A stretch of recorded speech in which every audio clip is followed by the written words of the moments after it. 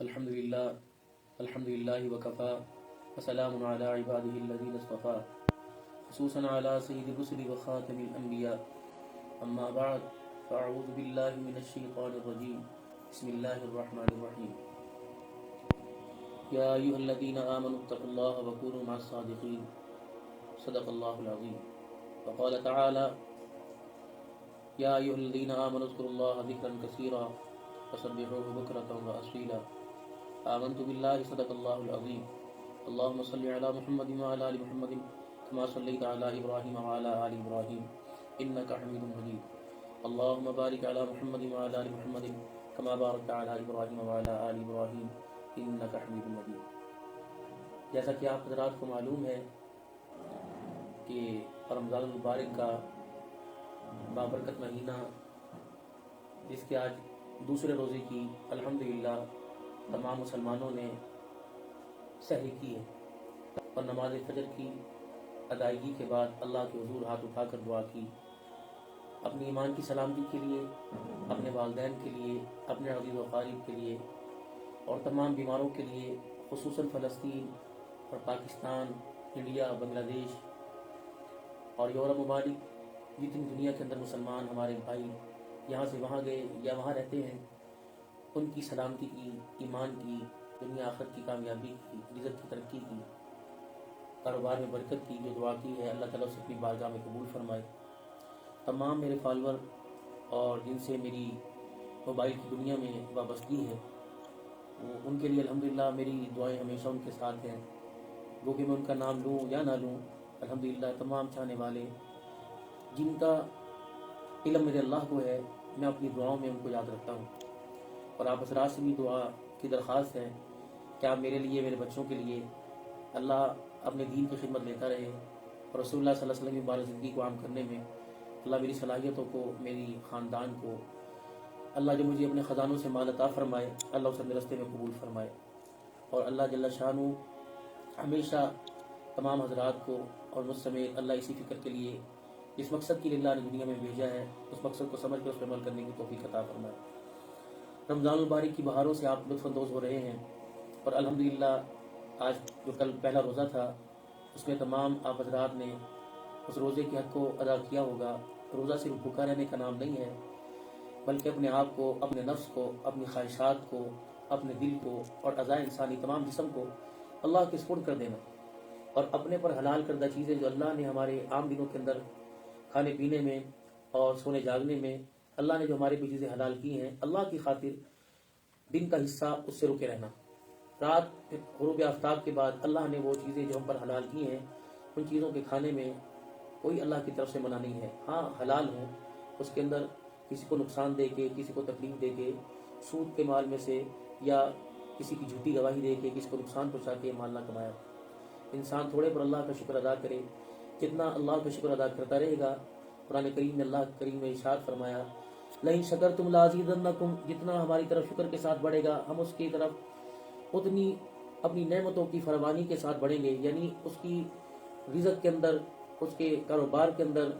اور اس کے معاملات کے اندر ہم برکت عطا فرمائیں گے، خیر عطا فرمائیں گے۔ آج ہمیں کاروباری زندگی کے اندر یا زندگی کے نجی معاملات کے اندر ہر وقت پیسہ اور سفارشات رہتی ہیں۔ اگر اس دھیان کو ختم کر کے اللہ کا دھیان نصیب ہو جائے اور ہمارا ہر آن ہر گھڑی دھیان اللہ کی طرف ہو، جو بھی معاملات ہو، پریشانی ہو، حتیٰ کہ پاؤں میں ٹھوکر لگ جائے اور یا کوئی چیز پاؤں میں چبھ جائے، یا ہم اپنی جیب میں تسبیح اس طرف رکھتے ہیں اور جب ہمیں اللہ کے ذکر کرنے کے لیے وہ تسبیح کی ضرورت پڑے، گننے کے لیے، گنتی کا شمار کرنے کے لیے، اگر وہ دوسری جیب میں غلطی سے ہاتھ ڈال دیں اور تسبیح دوسری جیب میں ہو، اس پر بھی اتنی سی بھول پر بھی اللہ اجر کا جو ہے وہ اپنے خزانوں سے اجر عطا فرماتے ہیں۔ اللہ تو اپنے بندے کو قریب کرنا چاہتے ہیں، لیکن بندہ ہی دنیا کے اندر اتنا پھنس چکا ہے، قریب ہونا چاہے تب بھی نہیں قریب ہو رہا۔ اس کی بڑی وجہ یہ ہے کہ دین کی طرف بڑھنے میں ناکامی اور دنیا کی طرف بڑھنے میں کامیابی ہے۔ اور اللہ جل شانہ بار بار اپنے پیارے نبی صلی اللہ علیہ وسلم کے ذریعے ہمارے تک یہ پیغام پہنچا رہے ہیں کہ جو دین کی طلب کرے گا، دنیا اللہ اس کے قدموں میں لا کے ڈال دے گی، اور جو دین کو چھوڑ کے دنیا کی طلب کرے گا، وہ مقدر ہے جو اس کو ملے گا، لیکن آخرت کے اندر اس کا کوئی حصہ نہیں۔ ہم دنیا کی چند دن کی زندگی کے مفاد کو تو دیکھ رہے ہیں، لیکن آخرت کے بعد جو کبھی نہ ختم ہونے والی زندگی ہے، اس کی طرف چھوٹے سے لے کے بڑے تک، جاہل سے لے کے پڑھے لکھے تک، اور ہر کوئی اس زندگی سے غافل ہے۔ دنیا کے اندر آئی آزمائش کے لیے، دنیا کے اندر آئی امتحان کے لیے. کہ دنیا تو امتحان گاہ ہے. کہ جس طرح ہمارے ہاں بچوں کے امتحانات شروع ہیں اور ان امتحانوں کی کتنی فکر ہے، رات کو سونا چھوڑ رکھا ہے، دن کو جاگنا اور اپنی مصروفیات کو آگے پیچھے کر رکھا ہے، کھیل کود کے میدان سے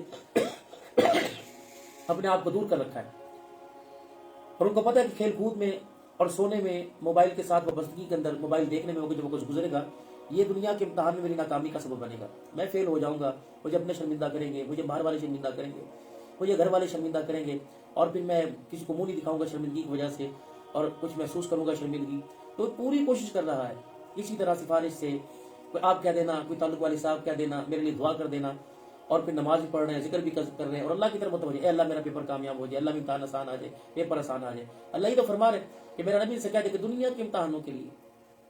دنیا کے امتحان، یہ دنیا آخرت کے امتحان کے لیے، آخرت کی کامیابی کے لیے دنیا کا امتحان ہے. مال، دولت، شہرت، عزت، اولاد، نفس، بیوی، بچے، یہ اللہ نے تمہیں ایک دی، یہ اللہ نے ساری نعمتیں عطا فرمائی، لیکن ان سب چیزوں پر محبت اللہ کی مقدم ہے. کہ میرا بندہ قل ان کنتم تحبون اللہ فاتبعونی، میرا نبی جو چاہتا ہے کہ مجھ سے محبت کرے، میرا قرب حاصل کرے، میں اس کے ہر زندگی کے لمحات میں شامل ہو جاؤں، وہ میرے سے وابستہ ہو جائے، فاتبعونی، تو میرا پیارا نبی صلی اللہ علیہ وسلم ان کو بتائیے کہ میری زندگی اللہ کے قریب ہونے کا ذریعہ ہے. جتنا میری اتباع کریں گے، میرے طریقوں پہ عمل کریں گے، تو اتنا ہی اللہ کا قرب، اس کی معرفت، اس کا پیار ملے گا. آج انسان جو ہے وہ معاشرے کے اندر اتنا اپنے آپ کو پھیلا چکا ہے کہ اس طرف اس کا دھیان نہیں آ رہا، اور کامیاب ہونے کے، معاشرے کے اندر عزت پانے کے بہت مختلف طور طریقے استعمال کر رہا ہے، اور اس پر اتنا جم چکا ہے کہ اس طرف اس کا دھیان ہی نہیں جاتا. کہ ایک ہستی تھی ہمارے لیے دنیا میں آئی تھی، جو اولین اور آخرین کے نبی اور ساری انسانیت کے نبی، ساری انسانیت کے لیے خیر خواہ بن کے آئے تھے، اور آپ کے بعد نبوت کا دروازہ بند، ختم نبوت کے صدقے اللہ نے ہم پر بہت کرم فرمایا، اور آپ کے بعد کوئی نبی نہیں آئے گا. جتنے نبوت کے جھوٹے دعوے دار ہیں، اللہ نے دنیا کے اندر ان کا انجام دکھا دیا. کوئی ذلت کی موت مرا، کوئی اپنی موت آپ مرا، اور حضور صلی اللہ علیہ وسلم سے محبت رکھنے والے نبی کے غلاموں نے اس کا دنیا سے خاتمہ کیا. جس طرح اللہ کی توحید کا پرچار، اللہ کی توحید قیامت کی صبح تک رہے، حضور صلی اللہ علیہ وسلم کی ختم نبوت رسالت کا ڈنکا قیامت کی صبح تک بجتا رہے. علماء مصطفیٰ صلی اللہ علیہ وسلم سے کہ عقیدہ ختم نبوت کا بھی پرچار کرنا ہے، اور حضور صلی اللہ علیہ وسلم کی مبارک کی زندگی کو، مبارک طریقوں کو اپنی زندگی کے اندر اتارنا ہے. دنیاوی معاملات ہیں، دنیا جو آپ صلی اللہ علیہ وسلم کے مبارک طریقوں سے ہٹ کے جو زندگی گزار رہی ہے، وقتی طور پہ تو اس کو فائدہ نظر آ رہا ہے، لیکن یہ ساری حقیقت انسان کی موت کے وقت کھل جاتی ہے. جب انسان کو موت آتی ہے تو شیطان اپنی چال چلتا ہے، وہ اپنی کوشش کرتا ہے کہ میں اسے اللہ سے دور کر کے ماروں. فرشتے اپنی کوشش کرتے ہیں کہ اسے اللہ کے قریب لے کے آئیں، لیکن جو دنیا کے اندر زندگی گزاری، وہی پہلے والی بات، جو امتحان کے اندر جو سوال کے جواب دیے، جو امتحان کا دی، جیسا پیپر کیا آخر کے اندر ویسا انجام پائے گا. اگر تو اس کی دنیا اور دنیا کے طور طریقوں پہ زندگی گزری تو شیطان اپنی طرف کھینچ لے گا. اگر اللہ اس کے رسول صلی اللہ علیہ وسلم کی تابعداری میں زندگی گزری تو رحمان اپنی طرف کھینچ لے گا. یہ تو سادہ سی بات ہے کہ آپ دنیا کے اندر دیکھیں بھی الیکشن ہوئے ہیں کہ جو جس کا چاہنے والا تھا اس نے اس کو ووٹ دیا، اور اس نے اس کی سپورٹ کی، اس نے اس کو تسلی دی کہ آپ مجھے ووٹ دیں، آپ میری پارٹی کے ممبر بنے، میں آپ کے ساتھ یوں کروں گا، نوکریوں میں، تعاون میں، ہر معاملے میں آپ کا خیر خواہ ہوں گا. اللہ کا نبی بھی تو یہ کہہ رہا ہے کہ اللہ کے بندے بن جاؤ اور میرے مبارک طریقوں پر تم زندگی گزارو، اللہ کا قرب ملے گا، معرفت ملے گی، دنیا کی کامیابی ملے گی، بلاؤں سے محفوظ ہوں گے، پریشانیوں سے محفوظ ہوں گے، دنیا میں بھی اللہ عزت دیں گے، آخرت میں بھی عزت دیں گے. اور آپ نے دیکھ بھی لیا جنہوں نے اللہ کے تابع، اللہ کے حکم کے تابع، رسول اللہ صلی اللہ علیہ وسلم کے کہنے پر آپ کے فرمان پہ زندگی گزاری، کہاں بلال اور کہاں بیت اللہ شریف کی چھت، کہاں صحابہ، کہاں مکے کے لوگ جن کا نام دنیا کے اندر نہیں تھا، حضور صلی اللہ علیہ وسلم کی صحبت ملی، اللہ کے حکم بندی کی، آج تک ان کا نام ہر گھر کے اندر، ہر زبان پہ، ہر مومن کے دل کے اندر ان کا احترام بھی ہے، ان کی زبان پہ زندہ. دنیا کچھ بھی کہے، انہیں مانے یا نہ مانے، ان کے بارے میں کفر کے اعلان کرے، ان کے بارے میں حضور صلی اللہ علیہ وسلم کے ساتھ خود غرضی کا اعلان کرے، لیکن اللہ نے ان کے بارے میں کہہ دیا رضی اللہ عنہم ورضوا عنہ، میں دنیا کے کسی معتبر کی بات پہ یقین نہیں کرتا، میں تو اللہ کے قرآن پہ یقین رکھتا ہوں. اور حضور صلی اللہ علیہ وسلم نے اپنی زبان، نبوت والی زبان سے دنیا سے جانے سے پہلے سب کے ساتھ یہ وعدہ کر لیا کہ اللہ تم سے راضی ہو چکا ہے، اللہ کا حبیب تم سے راضی ہو چکا ہے. اب دنیا جانے ان کی سردردی ہے، لیکن ہمیں تو جو قرآن نے، رسول اللہ صلی اللہ علیہ وسلم کے فرمان نے جو پیغام ہمارے تک پہنچایا، انشاءاللہ اس پر ہمارا ایمان ہے، اور اللہ سے دعا بھی کرتے ہیں کہ اسی پر اللہ ہمارا خاتمہ فرمائے. بنیادی عقیدے، اللہ پر ایمان لے کے آنا، رسول صلی اللہ علیہ وسلم پر، تمام رسولوں پر ایمان لے کے آنا، مرنے پر ایمان لے کے آنا کہ مجھے موت ہے، اور مرنے کے بعد ہی اٹھنا کہ اللہ تعالیٰ کے ہاں مجھے پیش ہونا ہے اور اللہ کو مجھے اپنے کیے کا جواب دینا ہے. مالک چاہے پوچھ لے، اللہ چاہے نہ پوچھے، ملازم وہ مالی درگزر بھی کر دیتا ہے اور پوچھنے پر چھوٹی چھوٹی باتیں پوچھ لیتا ہے، گلاس کے ٹوٹنے پر، 1 روپے کم ہونے پر، خرچے پہ، یا یہ کام کیوں کیا، یہ چیز یہاں پڑی تھی، یہاں کیوں رکھی ہوئی ہے، مالک نہیں پوچھتا تو پہاڑ جتنی بات ہو جائے مالک نہیں پوچھتا. اس کی کرم نوازی ہے، وہ رحیم ہے، وہ کریم ہے. جہاں سختیوں کے بارے میں بتایا، جہاں بتلایا کہ رائے کے دانے کے برابر بھی حساب ہوگا، وہاں یہ بتایا غفور رحیم ہے، بڑے بڑے گناہوں کے رشتوں پر رحمت کا قلم پھیر دے گا. اللہ جانے، اللہ کا کام جانے. ہمیں تو اچھی امید رکھنی چاہیے اور آپ صلی اللہ علیہ وسلم کے مبارک زندگی پر، آپ کے مبارک بتائے ہوئے طریقوں پر ہمیں عمل کرنا چاہیے. اور دوسری بات یہ کہ میں آپ حضرات سے وظائف کی دنیا میں آپ کے سامنے کچھ میں عرض کرتا ہوں. ذکر اذکار، اس میں لوگ پوچھتے ہیں حدیث سے ثابت کریں، اس میں لوگ پوچھتے ہیں یہ کہاں لکھا ہوا ہے. ہمارے بڑوں نے ہماری رہنمائی کی اور اس کی چھان بٹک اس کی تصدیق کی. ہم وہاں تک کا دنیا کے معاملات کے اندر پھنسے ہیں، ہم وہاں تک کہاں جا سکتے ہیں. میں نے یہ تھوڑی کہی قرآن ہے، میں نے تھوڑی کہی حدیث ہے. وہ چیزیں جو اللہ کے قریب ہونے کا ذریعہ، بدعات سے پاک، رسومات سے پاک، اور رسول اللہ صلی اللہ علیہ وسلم کے مبارک طریقوں کے خلاف، اس کی تو متمت کرتے ہیں، ہم اس کے قریب بھی نہیں جاتے. ہم نے آپ کو ناچنے کا تھوڑی کہا، ہم نے آپ کو تھوڑی کہا کہ ایک ٹانگ پہ کھڑے ہو جائیں، ہم نے آپ کو تھوڑی کہا کہ ایک ہاتھ اوپر کر لیں، ہم نے آپ کو تھوڑی کہا کہ اتنا ہی پڑھے گا تو جنم ملے گا. اللہ ہے، ایک لفظ پہ معاف کر دیں، اور اللہ چاہے اپنا بندے کو اپنے قریب کرنا چاہے. جیسے بندہ کس کو کہتا ہے مجھے نعت سناؤ، وہ اس کا ارادہ ایک نعت سنانے کو، یار نہیں 2 سنا دے، یار ایک اور سن، اچھا اور سنا، میرا دل کر کوئی اللہ کی ہم سنا دے، یار تھوڑا سا اور سنا، تھوڑا سا اور سنا. یہ تو من چاہی بات ہے. اگر آپ کا یقین اس پہ دل مانتا ہے بسم اللہ کرے، نہیں مانتا ہماری کون سی زبردستی، ہمارے کون سے اکاؤنٹ کے اندر پیسے آنے. ہم نے آپ سے تھوڑی کہا کہ بھائی کیا آپ نہیں کریں گے تو آپ کا ہمارا تعلق ٹوٹ جائے گا. بیعت کے سلسلے میں اور پیری مریدی کے سلسلے میں اور بہن بھائیوں کے تعلق میں کمی آ جائے گی. آپ کریں، بہت فائدہ ہوگا. انسانی زندگی کے اندر نکھار پیدا ہوگا. شیشے کے آگے کھڑے ہوتے ہیں اور کٹنگ کرانے کے لیے جاتے ہیں. آپ نے بال کٹوانے ہیں، وہ آپ کی سائڈیں، دائیں بائیں، آگے پیچھے سے ریزر استعمال کرے گا، کینچی استعمال کرے گا، کنگا آپ نے بال کاٹ دے، بال تو کینچی سے کٹتے تھے، کنگا اس نے کیوں استعمال کیا، ریزر اس نے کیوں استعمال کیا، مشین اس نے کیوں استعمال کی. چہرہ تو آپ کا پانی مارو چہرہ دھل جائے گا، صابن کیوں استعمال کریں، اور اس کے ساتھ فشل پتی کون کون سی چیزیں ہیں وہ کیوں استعمال کریں، تاکہ نکھار آ جائے. اللہ کا ذکر قرآن کی صورت میں، ذکر اذکار کی صورت میں کریں گے تو دنیا کے اندر نکھار آئے گا. جیسے ایک چیز کے اندر بلاکی آ جاتی ہے، جیسے کس چیز کے اندر رکاوٹ پیدا ہو گئی تو آپ اس کے لیے کوئی نہ کوئی چیز استعمال کریں گے. ہمارے ہاں اگر اللہ سے تعلقات میں، اللہ کا قرب لینے میں، اللہ کی مدد لینے میں کوئی رکاوٹ پیدا ہو جائے، قرآن سہارا ہے اور رسول اللہ صلی اللہ علیہ وسلم کی بارے زندگی سہارا ہے. رسول اللہ صلی اللہ علیہ وسلم علیہ اعمال، مصنون دعائیں اور پھر ان کے ساتھ اہل اللہ نے جن دعاؤں کو ہاتھ اٹھا کر اللہ سے مانگا اور ان کی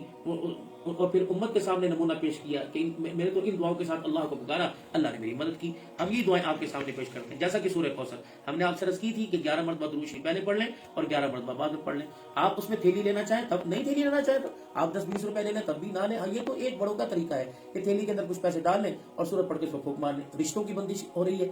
اور نامرادی ہر کام کے اندر ہو رہی ہے، پریشانی ہو رہی ہے، اولاد نافرمان ہو رہی ہے، سورہ کوثر پڑھیں، اللہ کی طرف سے اللہ کی مہربانی ہے. بسم اللہ الرحمن الرحیم، انا اعطیناک الکوثر فصلی لربک وانحر ان شانئک هو الابتر. 129 مرتبہ، 129 دن، 129 مرتبہ، 129 دن عشاء کی نماز کے بعد. اب آخر 11 مرتبہ درود شریف پڑھیں کہ اللہ پھر اس کے ثمرات دیکھیں، اللہ سے مانگے. میں تھوڑی کروں کہ اپنے نام سے مانگے، میں تھوڑی کروں کہ فلانے درخت سے مانگے، فلانے پیر سے مانگے. اللہ کا قرآن ہے، اللہ کے آگے ہاتھ اٹھا کے مانگے. اور درود شریف ہمارے بڑے فرمایا کرتے تھے دعا کے شروع اور آخر میں آپ درود شریف پڑھیں تاکہ دعا کو پر لگ جائے. فرمایا جو اول اور آخر درود شریف پڑھ کے دعا کرے گا اس کی دعا مردود نہیں ہوتی، اس کی دعا قبول ہوتی. آج آپ کے ساتھ ایک اور نئے وظیفے کے ساتھ حاضر ہو رہا ہوں. ہر بندہ اولاد کی طرف سے پریشان ہے، ہر بندہ چاہتا ہے میرے بچے میرے تابع رہیں، اور اللہ چاہتے ہیں میرے بندے میرے تابع رہیں. اللہ کے تابع ہو جائیں اس کے لیے نماز، اللہ کے تابع ہو جائے اس کے لیے نوافل کا اہتمام، استغفار کی کثرت، اللہ کا ذکر، لا الہ الا اللہ، لا الہ الا اللہ، لا الہ الا اللہ. 5-7 مرتبہ پڑھیں، پھر ایک مرتبہ پڑھیں محمد رسول اللہ صلی اللہ علیہ وسلم، لا الہ الا اللہ، لا الہ الا اللہ. گناہوں کا اور شرک کا، بدعات کا دل سے میل نکلے اور اللہ کی محبت دل کے اندر آئے اور اولاد نافرمان ہو. عشاء کی نماز کے بعد، عشاء کی بچے، ہر گھر کے اندر یہ مصیبت ہے کہ بچے ماں باپ کا کام مانتے نہیں. ماں باپ چاہتے ہیں ہمارا کام مانے اور بچے چاہتے ہیں کہ ماں باپ ہمارا کام مانے. تو یہی جو ہے روزانہ جو ہے وہ اتار چڑھاؤ ہو رہا ہے. اور نافرمانی، بچوں کا گھر سے نکل جانا، خودکشی کر لینا، گندم کی گولی کھا لینا. تو یہ بھی تو بچوں نے کامیابی کا ذریعہ سمجھا کہ میں گندم کی گولیاں کھاؤں گا، میں نشے کے انجیکشن لگواؤں گا، یا وہ آج کل ایک اور پتہ نہیں وہ سگریٹ سی کون سی ہے وہ فلیور کی طور کے اوپر وہ حقہ پیتے ہیں، کیا پیتے ہیں، وہ اللہ تعالیٰ سے محفوظ فرمائے، آہستہ آہستہ نشے پہ لگ رہے ہیں. یہ بچوں نے آزادی، اپنے ذہن کو آزاد رکھنے کے لیے پریشانیوں سے تفکرات سے رکھا. تو کیوں نہ ہمارے بچے ان دلدلوں میں پھنسے، اس سے پہلے اللہ کی محبت کی باڑ نہ لگا دیں اور کچھ ایسا قرآنی وظیفہ، کچھ ایسی قرآنی آیت پڑھیں جس سے اللہ تعالیٰ ہمارے بچوں کو سنبھلنے کی توفیق عطا فرمائے. اور ماں باپ کے یہاں تو اللہ اکبر، اللہ تعالیٰ کے یہاں بڑے مقبول ہیں. تو ماں باپ کو چاہیے کہ جن کے بچے نافرمانی کی طرف جائیں وہ عشاء کی نماز کے بعد 2 رکعت نماز صلاۃ الاصلاح پڑھیں. نیت عام نماز کی ہے، استخارے کی، صلاۃ الحاجت کی، 2 رکعت نماز صلاۃ الاصلاح اور واسطے اللہ تعالیٰ کی منہ میں رقیب شریف کی طرف اللہ، کیونکہ نفلوں کی امامت ہوتی نہیں ہے. جماعت تو نہیں ہوتی، اور انفرادی پڑھیں گے، اور پھر نماز پڑھنے کے بعد سبحانک اللہم پڑھیں، سورہ فاتحہ پڑھیں اور اس کے ساتھ سورت ملائیں، رکوع کریں، سجدہ کریں، پھر دوسری رکعت کے اندر اس طرح آ جائے، کوئی بھی سورت پڑھ لیں سورہ فاتحہ کے بعد، سلام پھیرنے کے بعد اپنی جگہ بیٹھے رہیں، اول آخر درود شریف، پہلے اور آخر میں 11 مرتبہ درود شریف پڑھیں اور 100 مرتبہ بسم اللہ الرحمن الرحیم، بسم اللہ ایک مرتبہ پڑھ لیں، پھر اس کے بعد قل هو اللہ احد اللہ الصمد لم یلد ولم یولد ولم یکن له کفوا احد، 21 دن یہ عمل کریں، فائدہ ہو تو آگے چلتے رہیں، نہ بھی فائدہ ہو پڑھتے رہیں پڑھتے رہیں پڑھتے رہیں، نتیجہ اللہ نے دینا ہے، ہمارا کام پیپر حل کرنا ہے، پرچہ دینا، نتیجہ میرے اللہ نے دینا ہے۔ اللہ اور بندے کے ساتھ کبھی زیادتی نہیں کرتے کہ بندے سے لے لے اور بندے کو نہ دے، تو ہو ہی نہیں سکتا، یہ تو پکی تھکی بات ہے کہ اللہ جل شانہ کس کا رکھتے نہیں بلکہ بڑھا چڑھا کے واپس کرتے ہیں۔ پھر دوبارہ سن لیجئے، بچے نافرمان ہوں، بچے نافرمان ہو جائیں، والدین کے حکموں کی بغاوت کرنے لگیں، اللہ سے رسول سے دور ہو جائیں، تو 2 رکعت نماز صلاۃ الاصلاح عشاء کی نماز کے بعد پڑھیں، اولا اور سورہ فاتحہ کے بعد کوئی بھی سورت پڑھ لیں، اور پھر اس کے بعد سلام پھیرنے کے بعد اول آخر درود شریف 11 مرتبہ پڑھنے کے بعد سورہ اخلاص، قل اللہ احد اللہ الصمد لم یلد ولم یولد ولم یکن له کفوا احد، یہ 100 مرتبہ پڑھیں، پانی بردم کریں، بچوں کو پلا دیں، اگر بچے پانی نہ پیتے تو تصور کر کے ان کا آنکھیں بند کریں، اپنے بچوں کے چہروں پر سینے میں مارے، 21 دن کر کے دیکھیں۔ یہ وظیفہ مجھے شیخ عبداللہ ناصر نے جو سیدنا صدیق اکبر رضی اللہ تعالیٰ کے خاندان سے تھے، حرم شریف کے اندر، پچھلی مرتبہ جب میں ستمبر میں گیا تھا تو اگست ستمبر میں اس وقت حضرت نے مجھے دیا تھا، بہت بڑے اللہ والے تھے، حضرت تھانوی رحمۃ اللہ علیہ سے مجاز تھے، حضرت لاہوری رحمۃ اللہ علیہ، حضرت مدینہ رحمۃ اللہ علیہ، شیخ زکریا رحمۃ اللہ علیہ، اور 3 اکابر انہوں اور بتایا کہ سن 39 کی بات بتا رہے تھے، پھر سن 52 کی بات بتا رہے تھے کہ حضرات نے مجھے بیعت کیا، مولانا یوسف بنوئی رحمۃ اللہ علیہ سے بتا رہے تھے، تفسیر میں نے پڑھی، بزرگ تھے، اور سیدنا صدیق اکبر رضی اللہ عنہ کے خاندان سے، اور ہمارے سلسلہ نقشبندیہ کے امام ہیں، اور عمر تقریباً ان کی 98 سال تھی، 98 برس ان کی عمر تھی، تو اللہ والوں نے حرم کے اندر وظیفہ دیا، تو بڑوں کی بات بڑوں تک، ہمارے حضرت پیر ناصر خاکبانی صاحب دامت میں فرماتے ہیں کہ بڑوں سے سبق سنو، اس یاد کر کے آگے سنا دو، ہم تو بڑوں کا سبق آپ کو آگے سنا دیتے ہیں، باقی اللہ جانے، ہمارے بڑے جانے، ہماری دعائیں جانے، ہمارا رب جانے، جتنا اخلاص ہوگا، جتنا اللہ کی ذات پہ یقین ہوگا، یقین آپ جانیے اسی طرح اللہ کی رحمت زمین کے اوپر اترے گی، اللہ کی رحمت بندے کی طرف متوجہ ہوگی، اللہ ہمیں عمل کی توفیق عطا فرمائے۔